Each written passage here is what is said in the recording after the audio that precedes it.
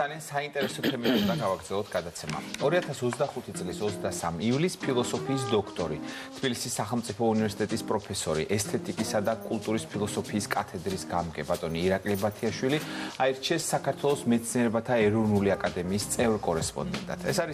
ეს არ არის მხოლოდ პროფესიული აღიარება, ეს არის ქვეყნის მხრიდან მნიშვნელოვანი გზავნილი, რომ იდეების, აზროვნების და ღირებულებითი მსჯელობის ადგილი მეცნიერებაში შეუცვლელი. დღეს ჩვენი გადაცემის სტუმრები არიან ბატონი ირაკლი ბათიაშვილი, ფილოსოფიის დოქტორი, თბილისის სახელმწიფო უნივერსიტეტის პროფესორი და კულტურის ფილოსოფიის კათედრის გამგე, მეცნიერებათა აკადემიის წევრ-კორესპონდენტი, ჩვენს ენაზე რო ვთქვათ უკვე აკადემიკოსი და გიუცავთ და გიორგი ალიბეგაშვილი, მეცნიერებათა ეროვნული აკადემიის წევრ-კორესპონდენტი, აკადემიკოსი, სახელმწიფო ენის დეპარტამენტის თავმჯდომარე. ძალიან გვიხარია ბატონი ირაკლი, პირველი უნდა მოგილოცოთ, ეს არის მართლაც მნიშვნელოვანი აღიარება და არა მარტო თქვენი აღიარება, არამედ როგორც თქვი მნიშვნელოვანი გზავნილი. როგორ ხედავთ ამ გზავნილს და როგორ ხედავთ თქვენ საქმიანობას ამ თვალსაზრისით? მე პირველ ყოვლისა მინდა აღვნიშნო, რა თქმა უნდა, ჩემთვის არის ძალიან საპატიო, მე ძალიან გახარებული ვარ, ჩემთვის საპატიო, რომ არჩეული ვიქენი საქართველოს მეცნიერებათა ეროვნული აკადემიის წევრად, წევრ-კორესპონდენტად და გამომდინარე უპირველეს ყოვლისა იქიდან, რომ თვითონ ჩვენი საქართველოს მეცნიერებათა ეროვნული აკადემია, რა თქმა უნდა, ჩვენი ეროვნული კულტურული საგანძურის, ეს მეტაფორულად ვთქვა, უნიშნელოვანესი, ერთ-ერთი ცენტრალური კომპონენტია თავისი უზარმაზარი ტრადიციებით, თავისი უზარმაზარი პიროვნებებით, რომლებიც მას წარმოაჩენდნენ. ამიტომ ეს, რა თქმა უნდა, არის ჩვენთვის ძალიან საამაყო ინსტიტუცია და მე არ შემიძლია ჩემი დიდი მადლობა არ გამოვხატო ყველა წევრის მიმართ აი მხარდაჭერისათვის, რაც მათ წარმოაჩინეს ჩემი მიმართ. მე სუბიექტური ვიქნები და აკადემიის პრეზიდენტს, აკადემიკოს როინ მეტრებელს ვეთქვი, განსაკუთრებულ მადლობას, ჩემი მასწავლებელი იყო. აი მე მინდა ზუსტად ამასთან დაკავშირებით არ შემიძლია აღვნიშნო და არ გამოვხატო ჩემი მადლიერება ბატონი როინ მეტრეველის მიმართ, ბატონი ელის ბარჯაველიძის მიმართ, ბატონი რამაზ ხუროძის მიმართ და ყველას მიმართ. მოკითხავთ ამ ყველას. რა შესაძლებლობებს გაძლევთ აი ეს სტატუსი? იცით რა შეა საქმე, ხა მე გასაგებია რომ საზოგადოება უმეტესწილად მიცნობენ პოლიტიკის კუთხიდან, ჩემზე ვეტერანი ამ სფეროში ალბათ ამ ვეტერანი ამ სფეროში არც ალბათ არავინ არ იყო, მაგრამ მე ბოლო კაიხნის გამოვში უკვე ფაქტიურად ჩამოვშორდი ამ სფეროს, მთლიანად გადართული გადავერთე განათლების და მეცნიერული მუშაობის სფეროში აქტიურად. მე ამჟამად თბილისის სახელმწიფო უნივერსიტეტში ვკითხულობ ლექციებს და მთელი ამ წლების განმავლობაში ვეწეოდი სამეცნიერო კვლევით მუშაობებს, არაერთი სამეცნიერო ნაშრომის, მონოგრაფიის ავტორი გახლავართ და აი ეხლაც მე რა თქმა უნდა ეს მაძლევს შესაძლებლობას იმ წინვალე კოლექტივთან ერთად, მათთან თანამშრომლობის გზით და იმ თანამშრომლობის ატმოსფეროში გავაგრძელო, ესე ვთქვათ, ჩემი აქტიური სამეცნიერო მუშაობა იმ მიმართულებებით, რა მიმართულებითაც მუშაობდი, კიდევ უფრო გავაღრმავ. ეხლა რომ ვთქვა, ეხლა სპექტრი თვითონ ჩემი სამეცნიერო მუშაობის იყო და არის საკმაოდ ფართო. ეს თქვენ დასავლურ კულტურებზე მუშაობთ. რა თქმა უნდა, ეგ მოიძახა ერთ-ერთი მიმართულება არის ფენომენოლოგია, რა თქმა უნდა, ეხლა მე მომიწევს საერთაშორისო კონფერენციაზე წასვლა ფენომენოლოგიის პრობლემებთან დაკავშირებით, ეგზისტენციის ფილოსოფია და ერთ-ერთი მთავარი მიმართულება, რომელზეც მე მუშაობდი, ეხლა სწორედ აქეთკენ წავა მთელი ჩემი აქცენტი, ეს არის ის დიდი გამოწვევები, რომელიც 21 საუკუნე მოიტანა დასავლური ცივილიზაციის წინაშე. გასაგებიც არის, რომ ეს ჩემთვის არის და ჩვენთვის არის ძალიან მნიშვნელოვანი თემა.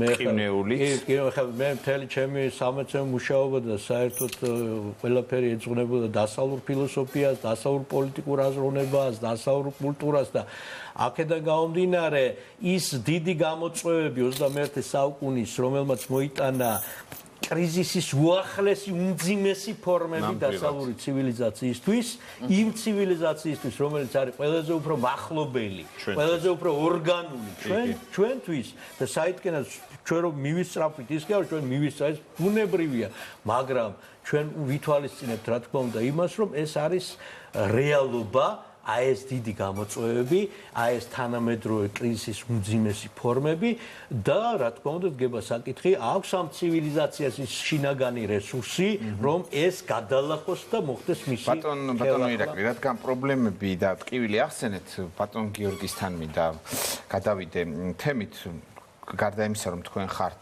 ჩვენივე მეცნიერებათა ეროვნული აკადემიის წევრ-კორესპონდენტი, თქვენ ასევე ბრძანდებით სახელმწიფო ენის დეპარტამენტის თავმჯდომარე და ამ თვალსაზრისით ძალიან აქტიურია თქვენი მუშაობა და გამოწვევებიც ძალიან დიდია. როგორ უყურებთ ამ პრობლემებს? ერთის მხრივ თქვენი უწყება ენის დეპარტამენტი და მეორეს მხრივ მეცნიერება. აი, როგორ უნდა გაუმკლავდეთ იმ გამოწვევებს, რომელიც ამ გლობალიზაციამ ენასთან მიმართებაში მოიტანა? დიდი მადლობა შეკითხვისათვის. რა თქმა უნდა, პირველ რიგში მოგესალმებით, მადლობა მოწვევისათვის, მივესალმებ მაყურებელს და გული არ მithმენს, რომ ბატონ ირაკლის არ მიულოცოთ, თუმცა არც მე არ ვარ დიდი ხნის, ასე ვთქვათ, ამ წიაღში შესული, გასული წლის 11 დეკემბერს მოხდა. სხვათაშორის მინდა მაყურებელმა იცოდეს, რომ ძალიან დიდი მონდომებით ბატონი როინ მეტრეველის, ალბათ ბატონი ელიზბარის, ბატონი თემურ ხუროძის, რამაზ ხუროძის და სხვების დიახ მონდომებით მოხდა, რომ წევრ-კორესპონდენტების ინსტიტუტი აღდგა. იმიტომ წევრ-კორესპონდენტობა ეს ნიშნავს, რომ რაღაცა ასე ვთქვათ ფანჯარა იხსნება შენთვის. ხო, აი ჩაგეჭრებით, ეხლა ესეც უნდა თქვა და გააგრძელეთ. იმიტომ კი არა, რომ ჩემი მასწავლებელი იყო და მე მას განსაკუთრებით პატივს ვცემ. აი ბატონი როინის შემდეგ მეცნიერებათა აკადემიის როლი სულ სხვანაირი გახდა ქვეყანაში, გახდა წამყვანი ამ თვალსაზრისით და ჩვენ სულ გვესმის მეცნიერებათა აკადემია. და დიდი მადლობა ამისათვის მას. ბატონო, მე ბოდიშ ვითხოვ, ვიდრე პირდაპირ დასმულ კითხვას ვუპასუხებდე. მინდა გითხრათ, რომ მეორე წელი აღდგა ეს ცნობილი ჟურნალი აცნე, რომელიც არის საერთაშორისო აღიარებული. ეს გახლავთ ენის ლიტერატურისა და ხელოვნების ჩვენი ხმობის ჟურნალი. 2023 წელი. წლის გამოცემა. ესე იგი 2 წელია უკვე რაც აღდგა. მეორე წელია და 2 წელი არის, ახლა კიდე ერთი ნომერი გამოდის და მინდა ამასაც ხაზი გაუსვა, რომ მეცნიერებათა აკადემიასთან არსებობს ეროვნულ პრობლემათა შემსწავლელი განყოფილება, კომისია, უფრო ზუსტად, რომელშიც მონაწილეობა ყველა შეუძლია და იქ ძალიან საშური და ძალიან საჭიროებო საკითხები განიხილება ხოლმე და მე მინდა იმედი გამოვთქვა, რომ ბატონ ირაკლისთან ერთად მე ადრეც მონაწილეობდი ამ ძალიან მნიშვნელოვან საქმიანობაში მივიღებთ მონაწილეობას. ეხლა რაც ხო, გამოწვევებს რაც შეეხება, ბატონო გიორგი, ძალიან სერიოზული პრობლემა ხა. და შეიძლება მაგალითად სატელევიზიო ენის გამოსწორება და კონტროლი მწერლობაში და ასე შემდეგ ხელოვნებაში, მაგრამ სოციალურ ქსელებში ენის კონტროლი და ხარისხის გაუმჯობესება ცოტა რთულია. რა მექანიზმები არსებობს ამ გეთანხმებით ბატონო გოდერძი, რა თქმა უნდა, ძალიან რთული გამოწვევებისა და რთული პრობლემების წინაშე დგას ქართული ენა. თუ არ მოხდა მისი გაციფრულება, დაწყებული ვთქვათ შუშანიკის წამების ტექსტიდან, ვიდრე ნებისმიერი პრესის გაზეთი იქნება, ჟურნალი, იმის ატვირთვა თუ არ მოხდა, რა თქმა უნდა, როგორც ამბობენ, ვთქვათ, იუნესკო ამბობს თუ სხვა, ქართული ენა 50 წლის შემდეგ საფრთხის ქვეშ დადგება. ფაქტიურად ჩვენ ანუ უკვე საფრთხის ქვეშ იქნება. კი ბატონო, უკვე საფრთხის ქვეშ იქნება და ეს რა თქმა უნდა დიდი გამოწვევა. სახელმწიფო ენის დეპარტამენტმა უკვე თქვენს პირდაპირ დასმულ კითხვას პასუხობ, შექმნა და დაიწყო პორტალზე მუშაობა. ეს არის ძალიან მნიშვნელოვანი პლატფორმა იმისათვის, რომ არა მხოლოდ აკადემიურმა წრეებმა მიიღონ თავისი ჩართულობით თითოეული ტერმინის, თითოეული სიტყვის, რომელიც შემოდის და ეს ძალიან უხვად შემოდის, იმიტომ რომ ყველა დარგი, აი დაწყებული სოფლის მეურნეობა იქნება, ესა ვთქვათ, ეკონომიკა, საბანკო საქმეშია ძალიან დიდი ქაოსი ტერმინოლოგიაში. პოლიტიკაში მე გითხარით, იმიტომ რომ ეგრიმენტი იძახის ყველა თანხმობაზე. მაგრამ მეორე მომენტიც არის აქ გასათვალისწინებელი. მაგალითად, მედია ძალიან ხშირად გვაკრიტიკებენ არაქართული სიტყვების ხმარებისთვის იტყვაში. მაგრამ ჩვენ ბიზნესი ხშირად მწარმოებლები გვაიძულებენ, ანუ დასახელება თქვა დეველოპერული კომპანია და არა სამშენებლო კომპანია. ანუ ეს მომენტი გვაქვს, რომ აი არაქართულენოვანი დასახელებები, სახელწოდებები, პროდუქტის სახელი, კომპანიის სახელი ეთერში ასე უნდა გამოვაცხადოთ. ვერ შეეწინააღმდეგები. თუ მას ვალდებულება არ ექნა, ასე ვთქვათ, რომ გააქართულოს, მაშინ მე ძალიან მარტივად მაკრიტიკებენ ამის გამო. აი ეს როგორ დარეგულირდება? გეთანხმებით, იცით რა ძალიან მრავალწახნაგოვანი, ძალიან მრავალფეროვანია ის პრობლემატიკა თქვენ რასაც ბრძანებთ. მე უფრო სურვილის მხრივ გამოვთქვა, ვიდრე კრიტიკის მხრივ ჟურნალისტების მიმართ.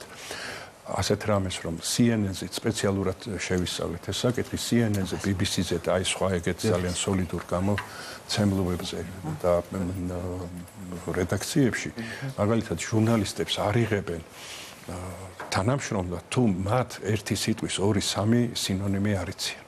აი წარმოიდგინეთ რა მოთხოვნები არის, მე აღარ ვამბობ მეტყველებაზე და ასე ვთქვათ თავი როგორ უნდა დაიჭირო პირდაპირ როდესაც ჩართვა არიან და იმი გადაცემა. ამიტომ მოთხოვნები უნდა გავზარდოთ ჩვენ აუცილებლად და სწორედ აი ეს პლატფორმა ამის რასაც პორტალს უწოდებთ ჩვენ ძალიან დაგვეხმარება რომ არა მხოლოდ მაგას ვამბობ, არა მხოლოდ აკადემიური წრეები იყვნენ ჩართულები, არამედ რიგითი მოქალაქეებიც, რომელთაც აი უბრალოდ კურს მოსჭრეს, რომ ვთქვათ რომელიმე ჟურნალისტმა, რახან ჟურნალისტებზე გავამახვილეთ, თუმცა პოლიტიკოსებიც ხშირად ცოდავენ ამ მხრივ, რომ ყველა მიიღოს მონაწილეობა. კრიტიკული იქნება, შეიძლება ვიღაცამ ისეთი კარგი ნეოლოგიზმი მოიტანოს შექმნას, რომელსაც მთელი საზოგადოება გაიზიარებს. აქ ქართული ენის პრობლემები ერთი სეგმენტია, რომელსაც ალბათ მეცნიერებათა აკადემიის ჩართულობა სადაც მნიშვნელოვანია. აი კიდევ რა არის, აი ბატონო ირაკლი, თქვენ ახლა შეაღეთ ეს კარი, ასე ვთქვათ. აი თქვენი შესაძლებლობების გამოყენება ამ და კიდე სხვა მიმართულებით. აი როგორ გაგრძელდება? აი მე დავამატებ აი ესეთ რაღაცას, რომ აი რა მაინტერესებს, აი კოლეგებთან თანამშრომლობას როგორ აპირებთ? აი არის რამე ახალი ინიციატივები და მე და კიდევ მაინტერესებს აი საჯარო ლექციები თუ გაქვს გეგმაში? არა, საჯარო ლექციებს მე ისედაც სხვაგანაც მიწევდა ჩატარება, მათ შორის ძალოვან სტრუქტურებში ვიწერდა და მიწევს საჯარო ლექციების ჩატარება, მაგრამ აქ თავარია რომ არის რა თქმა უნდა აი უპირველეს ყოვლისა ის განყოფილება, ასევე საზოგადოებრივ მეცნიერებათა განყოფილება, სადაც უკვე შენ მოგიწევს იგივე ჩემ თავს გულისხმობ მუშაობა არა იზოლირებულად, ინდივიდუალურად, არამედ როცა მუშაობ რაღაც თემაზე, შენ გიწევს მუდმივ ინტერაქციაში, ახლა ისე უცხო სიტყვას მიყენებ. ყოფნა თანამშრომლობაში, ურთიერთქმედებაში და ეს რა თქმა უნდა შენ შესაძლებლობების ჰორიზონტს აფართოებს. ეხლა მე საერთოდ მინდა ვთქვა, რომ ეხლა იგივე კიდევ ამ შემთხვევაში მე ფილოსოფოსი ვარ, ხო? და მე ვიმუშავებ ფილოსოფიურ პრობლემებზე, ეს იქნება კულტურის პრობლემები, ეს იქნება ცივილიზაციური პრობლემები, ფენომენოლოგიური, ესთეტიკის, ეთიკის პრობლემები და რა თქმა უნდა ვიმუშავებ მჭიდრო ურთიერთობაში. აი რა თემაც თქვით ეს დასავლური კულტურა და ეს კრიზისი, ეს თემაც განვითარდება? ძირითადი მიმართულება, მე ახლა ვმუშაობ, ფაქტობრივად წიგნზე ვმუშაობ, სადაც ეს თემა იქნება ერთ-ერთი მთავარი მიმართულება. და მინდა ახლა უბრალოდ ერთი რამე ბატონო ირაკლი, აქვე ჩაგეკითხებით, იმიტომ რომ ძალიან საინტერესოა. რამდენი ხანია ამ საკითხზე დაიწყეთ მუშაობა, თვითონ აი ეს პრობლემატიკა და რა მიმართულებით მიდიხართ უფრო? იცით რა, მე სანამ რომ მიდიოდა ეს პროცესი, ჩემი არჩევის, ესე ვთქვათ, მიღების აკადემიაში, წინასწარ წესი ესეთი განყოფილებაში უნდა წარდგე მოხსენებით. იმ მოხსენების დროს მე წავიკითხე ერთი რაზე მაქვს ნამუშევარი და როგორ ვაპირებ მუშაობის გაგრძელებას. ეს ზუსტად ამ თემაზე, რაც ეხება დასავლური ცივილიზაციის გამოწვევებს, მე სწორედ ამაზე მქონდა ლაპარაკი, რომ აი რომელ ჩემ ნაშრომებში მქონდა ამაზე მსჯელობები განვითარებული, ესაა მთელი ჩემი რიგი ნაშრომები, მარტინ ჰაიდეგერის სხვა გზა, შელინგის გამოცხადების ფილოსოფია და კიდევ სხვა ნაშრომები, სადაც მე ეს თემები მაქვს გაღრმავებული და მომავალში ვაპირებ კიდევ უფრო გავაღრმავო მუშაობა ამ მიმართულებით და რა თქმა უნდა ჩვენ მეცნიერებათა ეროვნული აკადემია იმდენად მნიშვნელოვანი ინსტიტუცია საქართველოს რეალობაში, რომ ის განყენებული ვერ დარჩება ჩვენი ქართული რეალობისგან, ჩვენი ცხოვრებისგან და ჩვენ თითოეულ ჩვენთაგანი ვართ ელემენტარულ პიროვნებისა მოქალაქეები გამშვალული ძალიან პასუხისგებლობის გრძნობით და თვითცნობიერებით. იფიქრეთ რამდენი ინიციატივების, მაგრამ სადაც ალბათ რაღაცები შეიძლება, რაღაცები სხვანაირად, იმიტომ რომ ეს არ ხდება მარტო. ბატონ გიორგი, მოკლედ შეაჯამეთ ძირითადი პრიორიტეტები, რომელიც უახლოეს მომავალში ქართულ მეცნიერებას აქამ თვალსაზრისით. ძალიან ბევრი მიზანი არის დასახული და თავისთავად ეს ასეც უნდა იყოს.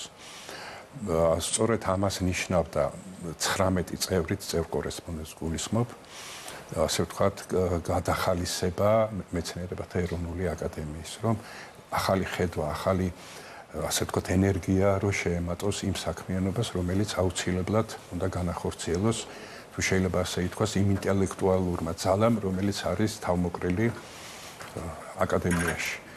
მიზნები არის ძალიან ბევრი. კიდევ ერთხელ ამბობ, იმდენად ბევრი პრობლემა წამოიჭრის ხოლმე თავს, აი, როდესაც შეხვედრები გვაქვს ჩვენ, თქვათ, ეს იქნება სოციალური პრობლემები, იქნება თვითონ დემოგრაფიული შემადგენლობა, რომელზედაც აკადემია, თქვათ, იმავე სახელმწიფოსთან ერთად უნდა ფიქრობდეს და რაღაცნაირად მეცნიერულ კუთხით სწავლობდეს, რათა გამოსწორების და მის ფორმა თუ რა ვიცი გეზი გზა ყველაფერი ეს დაისახოს. სხვანაირად ეს არ გამოვა. იქნება აქ აქტიური მონაწილეობა, რა თქმა უნდა, საქართველოს საპატრიარქოს იღებს და აი ესე რაღაცნაირად ერთობლივად იმ გლობალურ პრობლემებს ჩვენ უნდა მივხედოთ.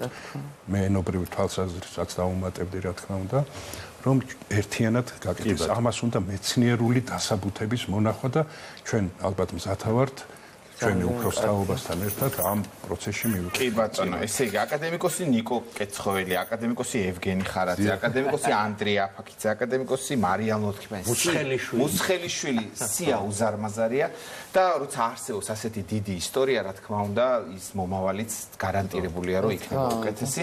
დიდი წარმატებები საქართველოს მეცნიერებათა ეროვნულ აკადემიას, ჩვენი გადაგვრჩენია ამ ძვირფას ხალხს წარმატებები უსურვოთ და ჩვენს მაყურებელს ერთი თვით დავემშვიდობოთ თუ რაღაც კარგ და სასიამოვნო ზაფხულს ვისურვოთ. წარმატებები თქვენ. დიდი მადლობისთვის, მადლობა მაყურებელს. ბოლო ეთერი გქონდათ ეს ჩვენ შემადგენლობას ამ სეზონის ბოლო ეთერი, რა თქმა უნდა, ამ სეზონის ხვალ ჩვენები კვირას დაემშვიდობებიან და სულ მალე შევხვდებით. სექტემბერი სულ მალე მოვა. მადლობა ერთგულებისთვის. ნახვამდის. ნახვამდის.